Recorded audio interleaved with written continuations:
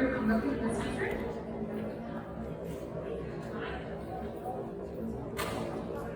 But first, we want to start by asking you a little question. So please, may you scan this QR code and answer the question. Do you think community has been protecting against malignancy or not?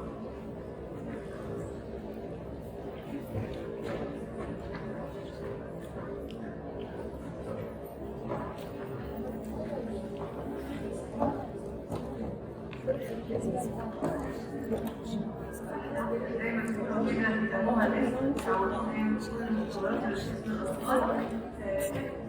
بيبقى الشباب الواعي طالع يقدموا لنا مواضيع استقباليه انترستينج بتديك معلومات كتير على معلوماتنا. الموضوع ده ابتدى بقاله حوالي 4 سنين مستمرين في اسم الاطفال. الحقيقه احنا بنبقى فيري فخورين جدا بالشباب ده وربنا يوفقهم يا رب. اول سيشن هتبقى بعنوان كارت سيل ثيرابي فور لوكيميا. هيقدمها لنا مجموعه من مكتبه الدكاتره، دكتور جورج محارب، دكتور اسماعيل الوكيل، دكتوره ليلى حجازي، دكتوره سلمى.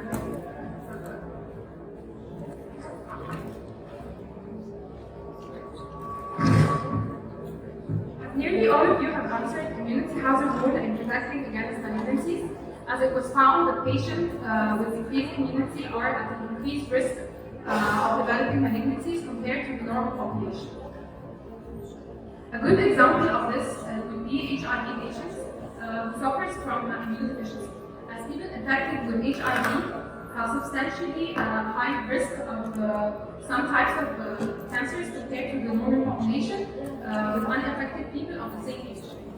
The general term of these malignancies are HIV-associated cancers, such as Kaposi sarcoma, aggressive B-cell non-Hodgkin lymphoma, and cervical cancer.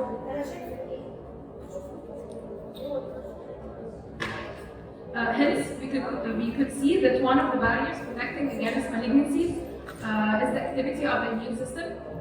Both innate and adaptive immunity participates in the anti-tumor effect.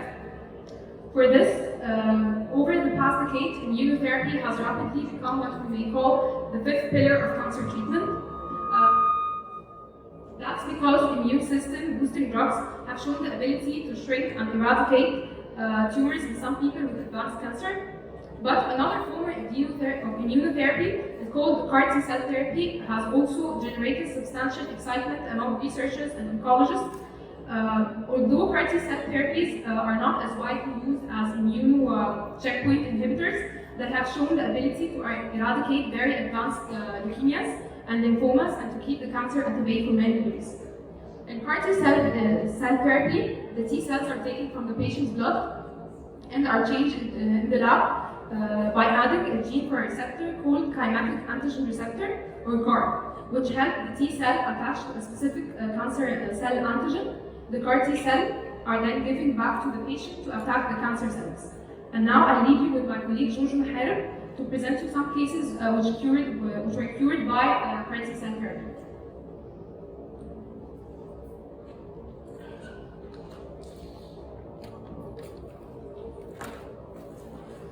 CAR T-cell therapy has shown that it's effective in treating certain types of cancer, especially hematologic malignancies like leukemia.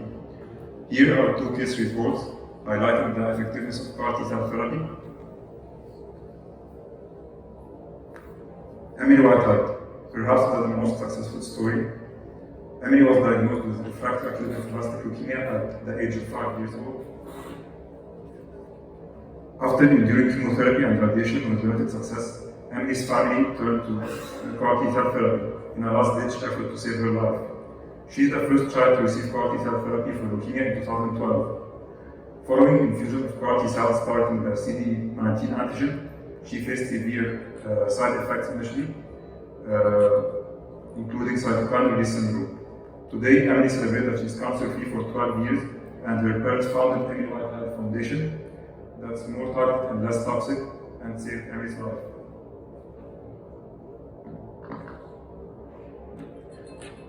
Next, we are going to talk about Laila Hegazy. Laila was diagnosed with acute lymphoblastic leukemia at the age of 14 weeks old. She was treated with chemotherapy and a bone marrow transplant, but the cancer returned. Laila's parents turned to CAR T-cell therapy, and after receiving the therapy in 2015, Laila achieved remission and has been cancer-free ever since. Laila became the first infant in the world to receive CAR T-cell therapy targeting the CD19 antigen.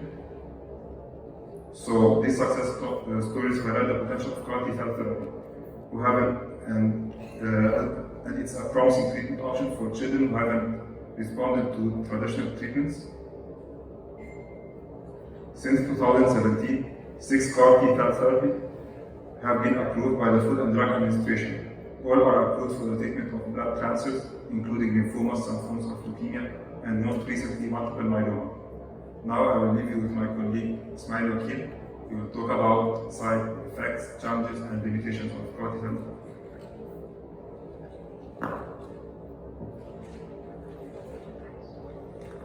Okay, moving on to the challenges.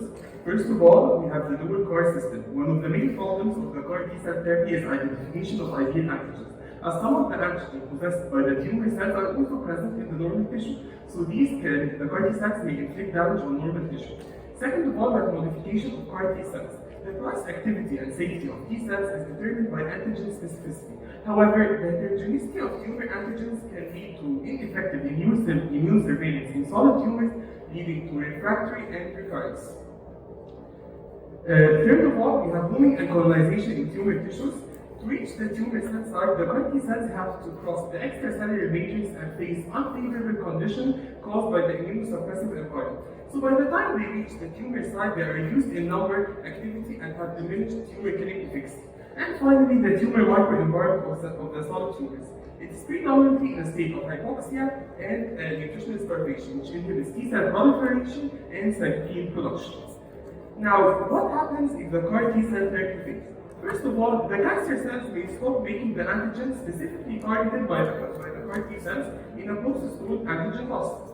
Also, the CAR T-cells may stop destroying cancer cells in a process called T-cell exhaustion. Also, CAR T-cells may not multiply, and lastly, the cancer cells may mutate. Now, as for our serious side effects, these are some potential side effects that may occur. First of all, we have the cytokine release syndrome causing a variety of symptoms ranging from fatigue and headaches to arrhythmias and liver and kidney failure. Next, we have allergic reaction to the infusion, weakened immune system, low blood cell levels, and changes in blood levels of minerals such as potassium, phosphorus, and sodium. And finally, to our main challenge or limitation, which is the cost, which may reach up to $1 million in certain cases, which can be very expensive to certain people. Now I leave you with my colleague Salma Hegazy with the take-home message.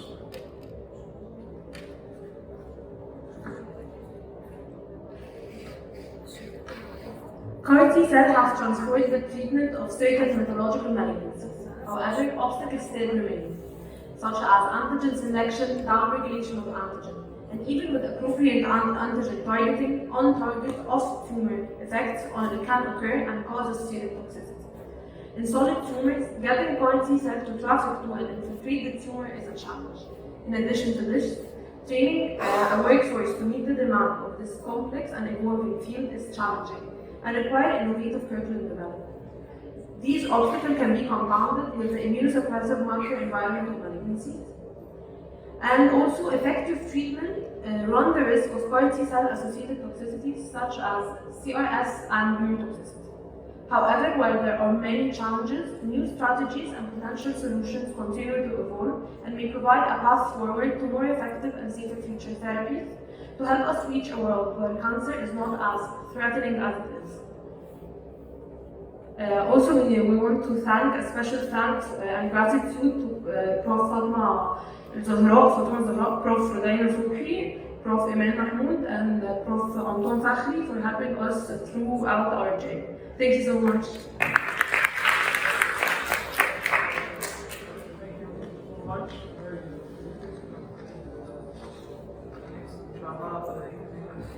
Intelligence.